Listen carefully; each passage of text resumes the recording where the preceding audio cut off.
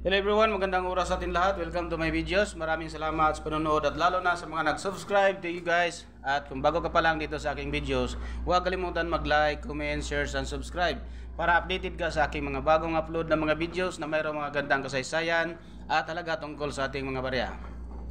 Guys, ito yung coins ng Sri Lanka. So bago tayo magpunta doon guys sa ating Siling Online guys, kilalanin muna natin guys ang baryang ito guys ng Sri Lanka. Ito ay tinatawag na rupees or 5 rupees 1991 ang kanyang date. Non-magnetic ito guys, non-magnetic.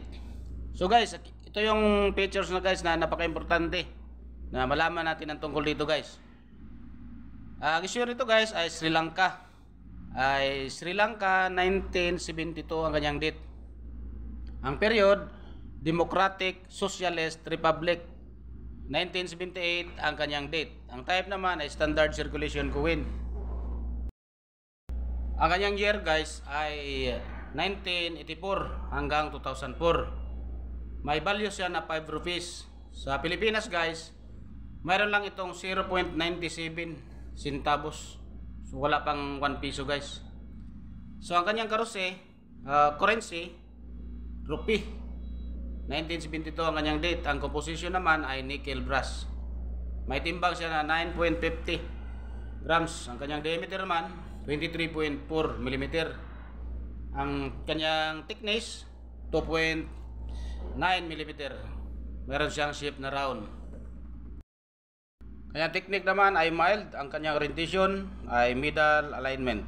May number siya na A number 15760. Ang kanyang reference number ay KM number 148. Ang show number naman ay 88 or 88.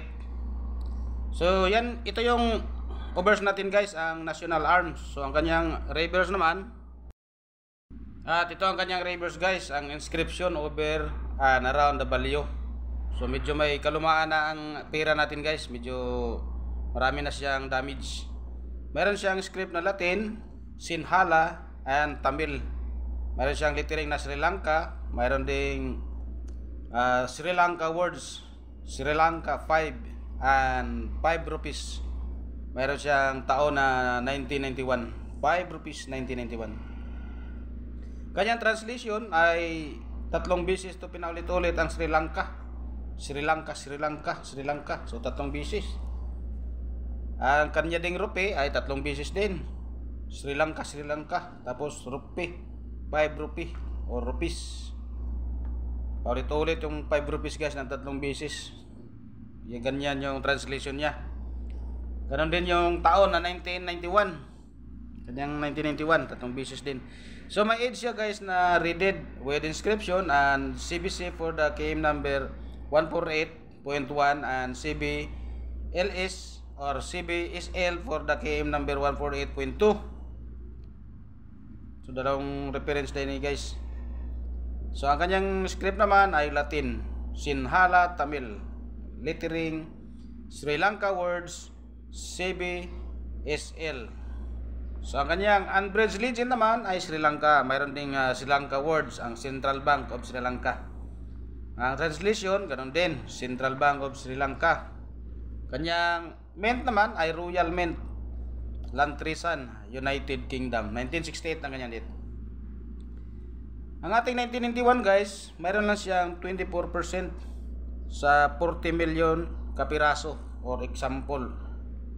Sa kanyang KM number 148.2 ay ang kanyang lettering ay CBSL. Mayroon fine na 15 pesos. Ang very fine ay 30 pesos. Ang extra fine ay 41 pesos. So ngayon guys, dito sa ating Siling Online sa AB guys, ay naka-display doon ng 739.57. So yan ang halaga niya guys doon sa ating Siling Online sa AB, 739.57 pesos. So yan guys, kung mayroon kayong mga ganitong coins guys, pwede niyo ibenta ng tag 10 piso bawat isa. Basta maganda rin yung itsura niya. Yan guys, sa mga nakuha nating impormasyon guys tungkol dito sa ating Sri Lanka na 5 rupees na coins. So maraming salamat sa panonood guys at God bless sa ating lahat.